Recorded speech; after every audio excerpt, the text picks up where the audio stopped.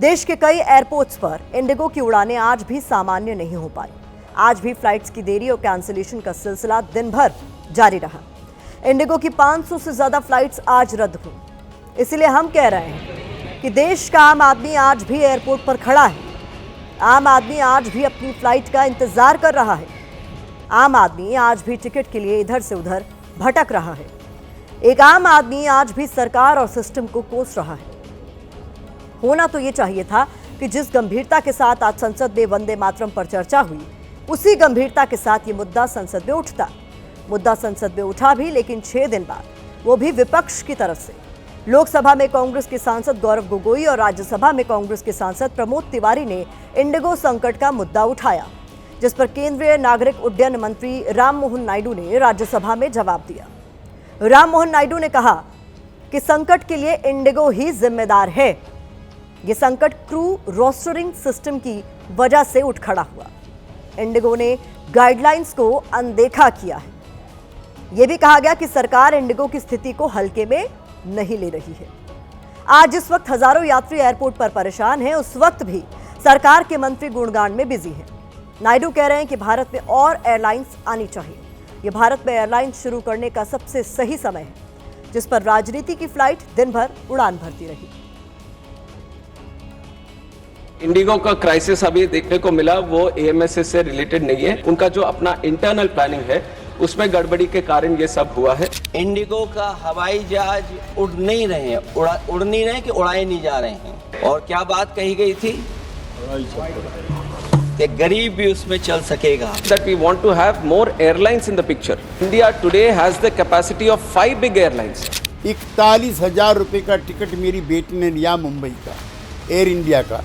Air India के लोगों से मैं पूछना चाहता हूं कि आपने 41,000 रुपए क्यों लिए आज? मेरे पैसे लौटाइए, वरना मैं भूख हड़ताल पे बैठूंगा। तो ये सीधे सीधे भ्रष्टाचार है भारत सरकार के नगर विमान मंत्रालय का। इन नए एयरलाइंस आने के लिए पहले आपको पॉलिसीज लानी पड़ेगी। तो इस तरह की मनमानियों को रोकना चाहिए। सरकार इस समय बैकफुट पे है। सरकार के ऊपर लगातार जनता नाराज है। विपक्ष पूरी तरह से हावी था। 70,000 रुपए में टिकट ले रहे लोग। एयरपोर्ट के ऊपर शादियां रुक गई, वो बेचारी दुल्हन इधर बैठी, दूल्हा उधर बैठा। कहाँ खड़ा कर दिया तुमने देश को ला करके? ये मोनोपोली का नतीजा है। 60-65% अगर एक एयरलाइन का शेयर है, वो मनमाने ढंग से काम कर रहा है। आपने उसके सामने घुटने टेक दिए हैं। I have never seen this type of total stagnant situation and it's a disaster. इस बीच ये उम्मीद जताई जा रही है कि 10 दिसंबर तक इंडिगो की फ्लाइट सामान्य हो जाएंगी। कल इस मुद्दे की गूंज लोकसभा में भी सुनाई देगी। कल नागरिक उड्डयन मंत्री राममोहन नायडू लोकसभा में इंडिगो संकट पर जवाब देंगे। आज इंडिगो ने भी सरकार को अपना जवाब दिया। इंडिगो ने अपने जवाब में कहा कि इतनी बड़ी समस्या में अभी ये बताना मुश्किल है कि असली वजह क्या है। सूत्रों के मुताबिक डीजीसीए ने कल सुबह 11 बजे इंडिगो के सीईओ पीटर एल्बर्स को भी तलब किया है। आज जिस वक्त इंडिगो संकट को लेकर विपक्ष सवाल उठा रहा था, ठीक उसी वक्त इंडिगो एयरलाइन को लेकर बड़ा खुलासा हुआ। कैसे इंडिगो ने कम स्टाफ होने के बावजूद टिकटों की सेल लगाई और कैसे यात्रियों को अपने जाल में फंसाया, इस रिपोर्ट में देखिए।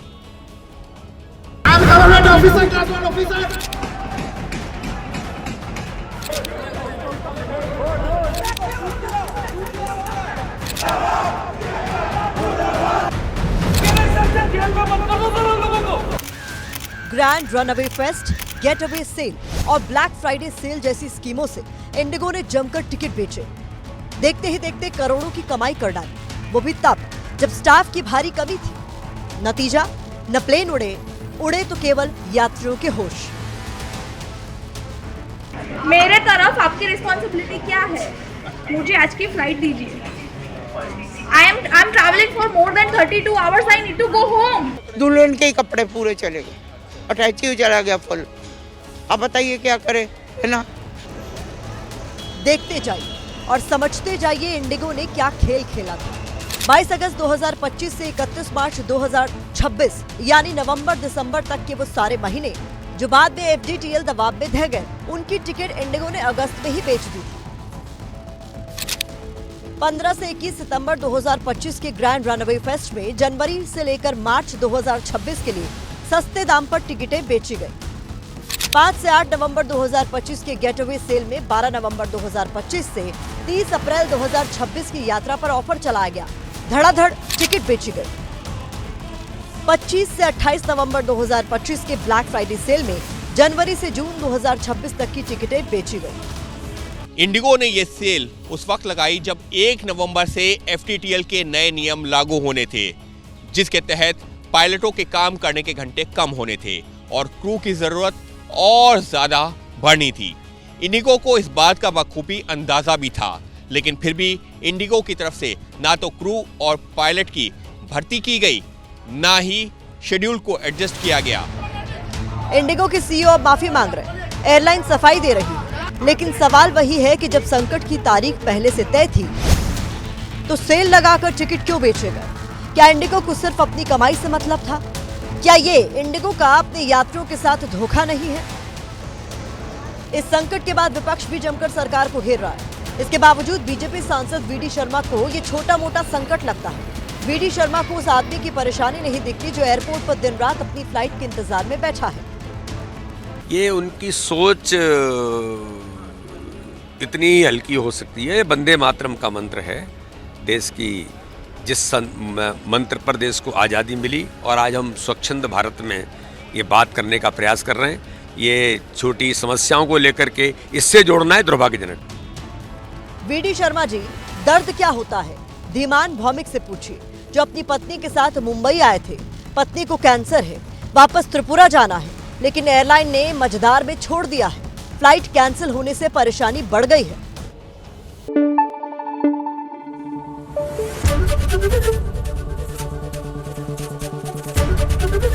ABP न्यूज आपको रखे आगे।